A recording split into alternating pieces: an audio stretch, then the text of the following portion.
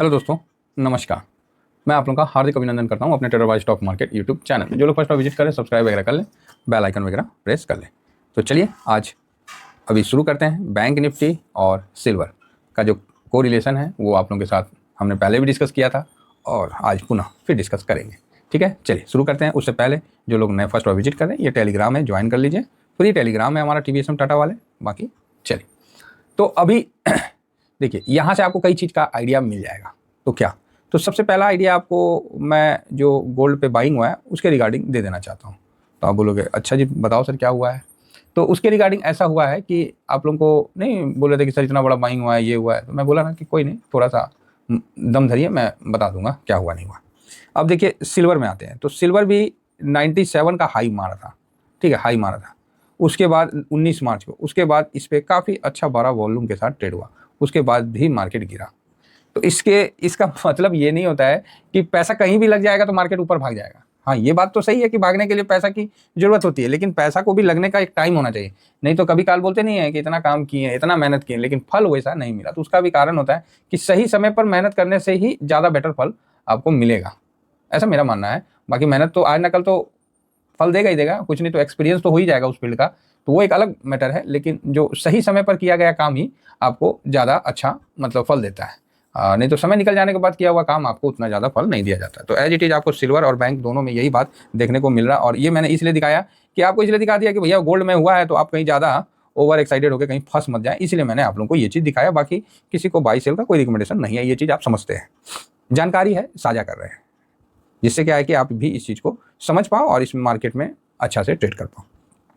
Silver में कोई बड़ा बाइंग ऐसा नहीं है, ठीक है, नॉर्मल है, 60-61 नॉर्मल इसका, और 75, ठीक है, 6000 करोड़ का मार्केट कैप है और 2022 से बहुत वॉलेटाइल है, बहुत प्यारा ETF है। ठीक है, याद रखिए, बहुत वॉलेटाइल है, बहुत प्यारा ETF, दोनों वर्ड बोल रहा हूँ।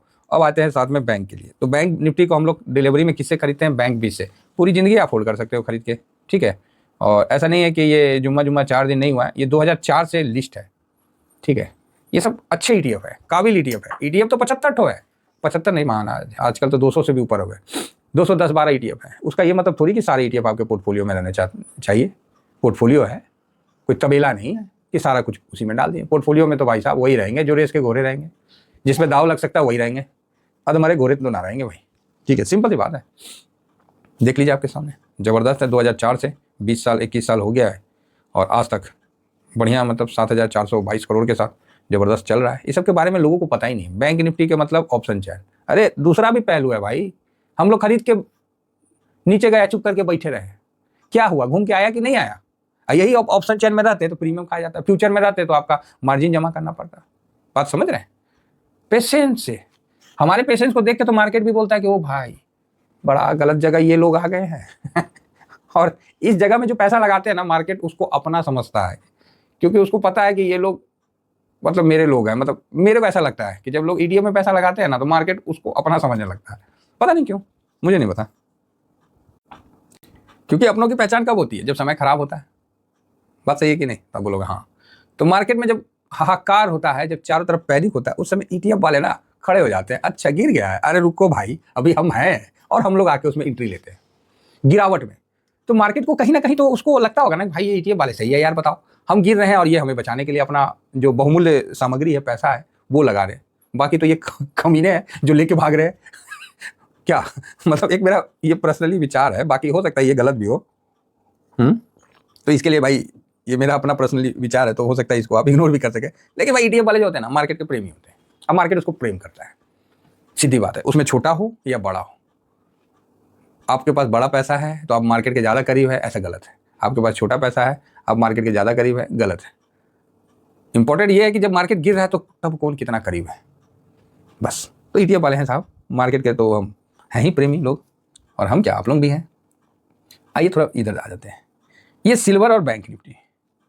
सिल्वर टॉप पे था तब यहाँ बाइंग हुआ, 19 तारीख को टॉप पे था, फुनगी पे था ससुरा, तब बाइंग हुआ। फिर भी एक बार देख लेते हैं, कहीं बोलने में हाँ ना ठीक है बोले हैं, एकदम बाइंग हुआ है, टॉप पे बाइंग हुआ है और नीचे आया तब चलेगा। यहाँ जो ग्रीन वाला लाइन आप देख रहे हैं, ये अपना बैंक निफ्टी का है, जिसको बैंक बीच के माध्यम से कवर करते हैं, लेकिन ये निफ्टी बैंक है ना, ये देखिए ये निफ्टी बैंक है, और ऊपर वाला भाई साहब सिल्वर है। अभी बताने से क्या फायदा जब चिड़िया चुग गई खेत, है ना। कोई जो नए साथी होंगे उनको लगेगा कि सर अब बता के क्या फायदा, आपको तो ये चीज़ पहले बताना चाहिए है, अब बता के क्या फायदा कि इन दोनों के बीच में डिस्टेंस बहुत ज़्यादा हो गया है, तो इसमें से कोई ना कोई एक ऊपर जाएगा और कोई ना कोई एक नीचे आएगा और दोनों एक जगह आके पास थोड़ा मिलेगा, मुलाकात होगा। अब इसमें जो ऊपर जाना है जाए, जो जिसको नीचे आना है होगा जरूर। सर ये सब बातें अब बता के क्या फायदा, ये तो आपको हमें पहले बताना चाहिए था। बस बस बस बस ये वर्डिंग जो है ना अगर आपका ऐसा अगर मन में विचार आता है तो पिछला वीडियो पड़ा हुआ है जिसमें साफ मैंने आपको दिखाया है कि भाई बहुत हुआ, अब तो ऐसा होना ही चाहिए। तो फिलहाल 1 साल का अपन डाटा निकालें, ये हम जिसका यूज़ कर रहे हैं अपना फायर्स का है, तो इसका अकाउंट हमारे डिस्क्रिप्शन में, आप यहाँ से भी अकाउंट ओपन कर सकते हैं, बाकी आपकी मर्जी है साहब जहाँ से करना है। हमारे साथ करिएगा तो हमारा ग्रुप है तो उसमें आपको जोड़ देंगे जहाँ आपको बेनिफिट होगा। तो भाई साहब 23-24% का डिफरेंस बन गया, जो कि साल भर के हिसाब से काफ़ी ज़्यादा हो गया। हम तो 15% ही ज़्यादा मान लेते हैं, यहाँ 23-24% का डिफरेंस बढ़ गया। भाई साहब ये भी इतिहास में पहला बार देखने को मिला है कि ओवर वैल्यू होने के कारण यार मार्केट गिर गया अरे कोई ना कोई खबर तो आना था, कोई मनहूस खबर। आज तक तो ऐसा ही हुआ है, ये फर्स्ट बार है कि नहीं स्टॉक ज़्यादा भाग लिए थे तो मार्केट गिर गया। बड़ा ताज्जुब हो रहा है इस तरह का मार्केट गिरना। ये नोट रखिएगा, ये काम आएगा आज से 5 साल के बाद, जब 2025 की जिक्र होगी ना कि 24 लास्ट और 25 में गिरा था, तो कारण क्या था तो ढूंढने से नहीं मिलेगा। दुनिया टैरिफ को बोलेगी, तो टैरिफ तो बाद में आया, कारण तो कुछ और था, ओवर वैल्यू से गिर गया। ये एक नया दौर है, अच्छा है, बहुत बढ़िया है, इसको भी समझ के हम लोग को चलना पड़ेगा। तो साहब ये चीज़ का जो डिफरेंस है काफ़ी ज़्यादा हो गया था, सटेगा ना, बहुत दिन हो गया ना, समय लगेगा लेकिन। तो भाई नीचे से तो और नीचे क्या जाएगा, तो चलो भाई तो ऊपर ही निकल लिया, है ना, ऊपर ही निकल लिया। अब आप 1 महीना का चार्ट निकाल के देख लो, ये ऊपर निकल गया, देख लो साहब 1 महीना के चार्ट में अगला ऊपर निकल गया और यहाँ से सिल्वर नीचे आ लिया। तो ये यही है, और अभी भी तेजी ड्यू है, किसकी, निफ्टी बैंक की ड्यू है। आप बोलिएगा क्या बात करते हैं, हाँ जो बात कर रहे हैं वही बात कर रहे हैं, अभी भी ड्यू है। हालांकि निफ्टी बैंक ने 23 है ना, 23-24 है, तो वहाँ से 17, तो 7% का मोटा मोटी तेजी तो ले लिया है, दे दिया है। अभी भी तेजी ड्यू है, अभी भी यहाँ से 3 से 4% का तेजी बनता है, ऐसा मेरा अनुमान है, जिससे क्या है कि वो लाइफ टाइम हाई पे एक बार पहुंच जाए। बैंक निफ्टी पहुंचेगा, पिछले बार बैंक निफ्टी नहीं पहुंच रहा था, इस बार यही सबसे पहले पहुंचेगा। सारा कुछ इसके पक्ष में हुआ है, अगर इसके बावजूद भी नहीं पहुंचा तो लालच है इस पे समझिए ना, हाँ लालच है फिर तो इस पे। तो बाकी बैंक निफ्टी को हम लोग बैंक 20 से कवर करते हैं, तो इसको भी देख लीजिए आप। 5 दिन में देखिए 6% का तेजी, एकदम शानदार भाई साहब। क्या टारगेट, क्या अचीव, ओह होल्ड, ओह मजा आ रहा है भाई साहब। गिरावट में जो मजा है ना, अंदर से खुशी भी मिलता है। अब आप बताओ, देखो 7-8%, मतलब अंदर से खुशी मिलता है गिरावट जब होती है तो, और जब रिकवर होता है ना, ओह मजा आता है। अब आप बोलोगे सर यहाँ कब प्रॉफिट बुक करना है, रुको अभी हड़बड़ाइए मत, बता देंगे अपना जो है वो सब, ये सब चीज़ नहीं बोला जाता है, ठीक है, बाकी आप समझदार हैं।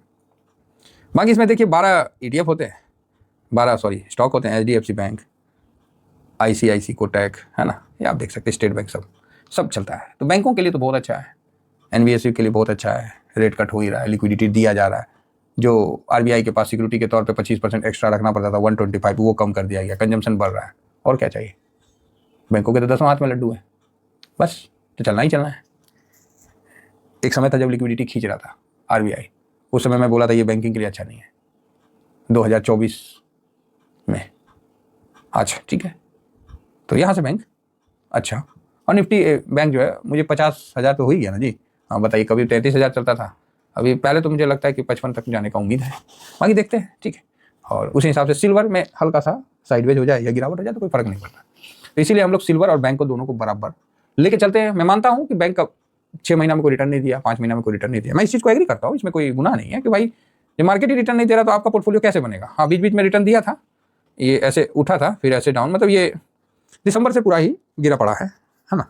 तो 2-3 महीना कुछ नहीं दिया, उसके बाद अभी आपको निकला है। सिल्वर ऊपर से दे रहा था तो अभी थोड़ा सा शांत हुआ है। तो इन दोनों का बहुत अच्छा हम लोग तालमेल बना के करते हैं तो ठीक ठाक स्विंग हो जाता है। तो चलिए आशा करता हूँ कि व्यू आप लोगों को पसंद आया। वो इतना ही कहकर अपनी वाणी को विराम देता हूँ। Thank you very much. जय हिंद, जय भारत।